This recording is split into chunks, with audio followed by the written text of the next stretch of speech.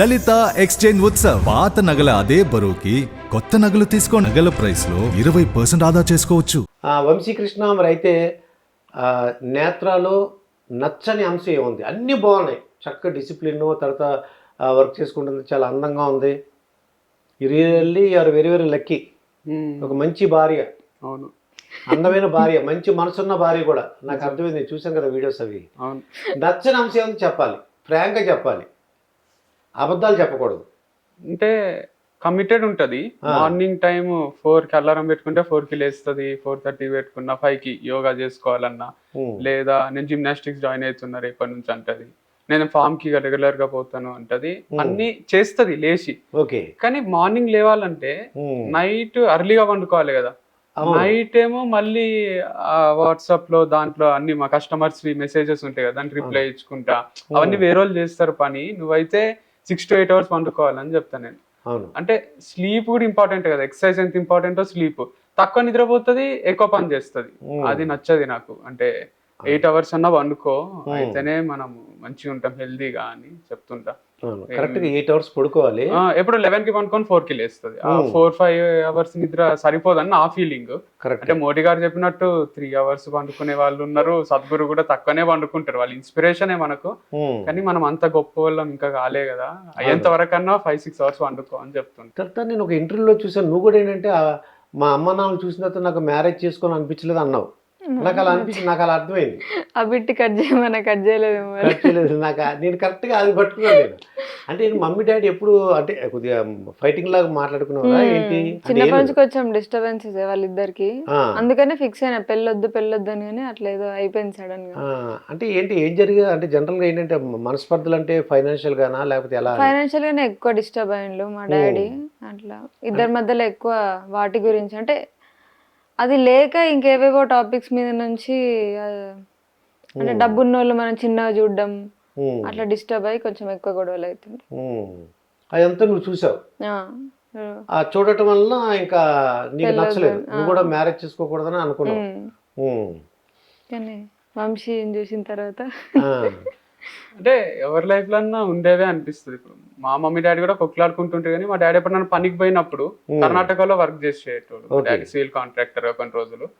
ఖచ్చితంగా lunch time లో phone చేస్తుండే మా మమ్మీకి. ఒక్కొక్కసారి మేము ఎత్తి మాట్లాడుతుంటే, ఒకసారి మమ్మీ అంటే డైలీ 2 times, మార్నింగ్ ఒకసారి, మళ్ళీ ఆఫ్టర్నూన్ ఈవినింగ్ కూడా చేసి మాట్లాడుతుంటే, అంటే వాళ్ళు ఎంత కొట్లాడుకున్నా వాళ్ళ ఇద్దరి మధ్యలో ప్రేమ ఉంటుండే. అందుకని నాకు లైఫ్ లో అన్ని కొట్లాటలు, మా ఇంట్లో కూడా డబ్బు కష్టాలు ఉన్నాయి, కొట్లాటలు ఉన్నాయి, అయితే కూడా పెళ్లి చేసుకోరాదు అని పడాలి. అరే వీళ్ళు మంచిగానే ఉంటారు, వీళ్ళకి ఒకరంటే ఒకరికి పిచ్చే ఉంది, అసలు ప్రేమ ఉంది అని తెలుస్తుంటది.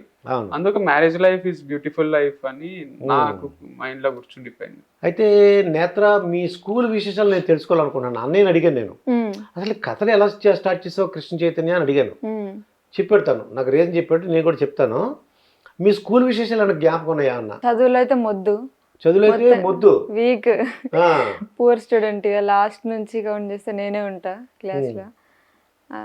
తెలుగు ఒక్కటి బాగా వస్తుండే సబ్జెక్ట్, మిగతా అన్ని ఫెయిల్.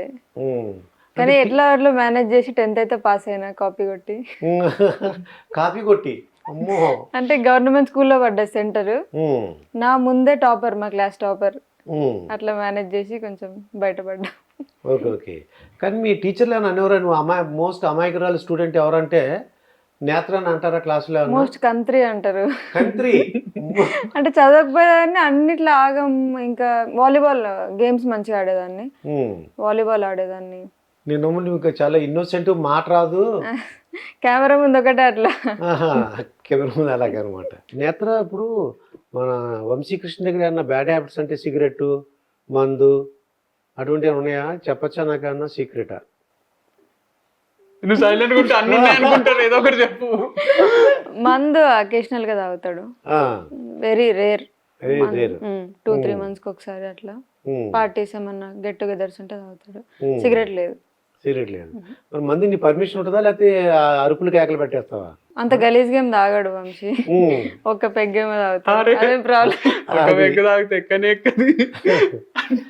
అంటే మందు అనేది అంటే డీసెంట్ గా ఉంటాడు, తాగినట్టు ఏదో పిచ్చి చేసి అరవడం, చిల్లగా చేయడం చేయడు. అంటే మా డాడీ చెప్పింది ఇది కూడా, స్టైల్ గా తాగాలరా.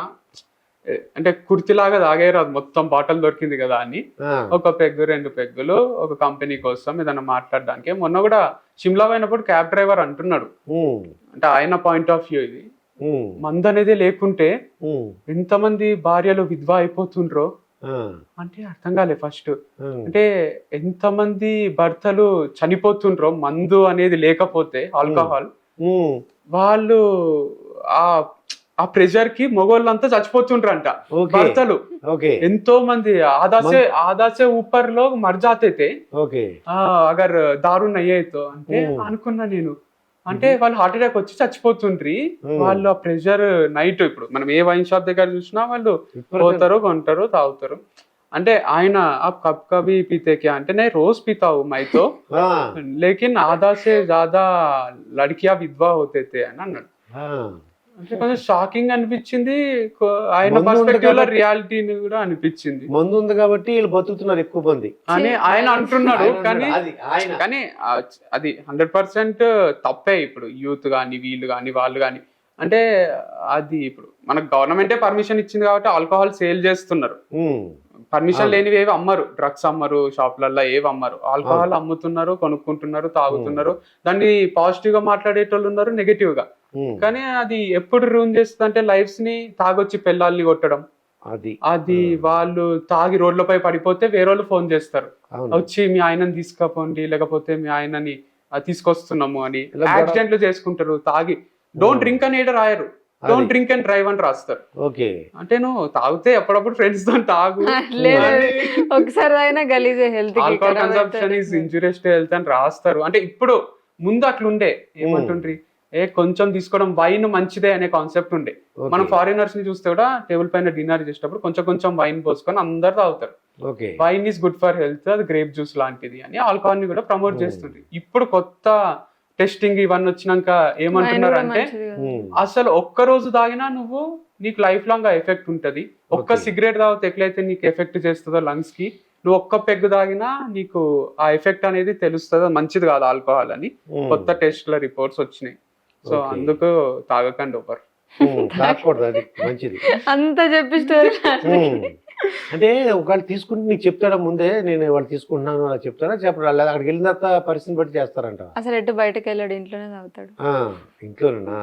ఓకే, అప్పుడు నీ పర్మిషన్ ఉంటుందా? అంటే అందరం కలిసి చుట్టాలు ఉన్నప్పుడు పర్మిషన్ అట్లా ఏం లేదు, జస్ట్ క్యాజువల్ గా.